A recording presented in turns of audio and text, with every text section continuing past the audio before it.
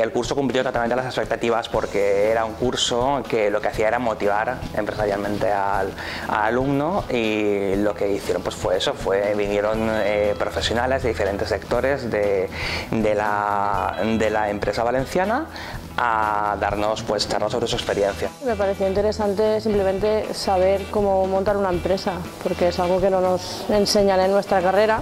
Hoy en día el modo de funcionar es, tienes que poner muchas habilidades que tienen que ver con lo que se llama ser emprendedor, aunque estés trabajando para alguien.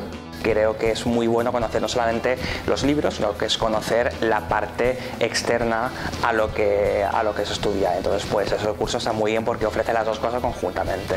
Yo creo que este curso me ha ayudado más de lo que yo creía, porque justamente estoy estudiando un máster que es de traducción, que nos invitan a ser autónomos.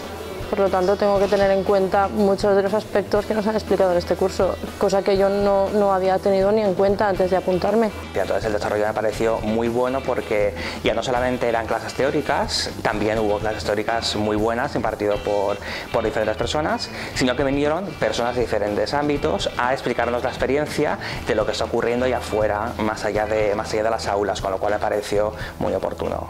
En este mundo donde ya todo tiene que ser muy rápido y muy masticado, que estemos ahí 4 horas todos los jueves y con ese grupo de gente que en sus preguntas, sus inquietudes, se nota cómo venimos cada uno de ramas distintas, y eso enriquece mucho.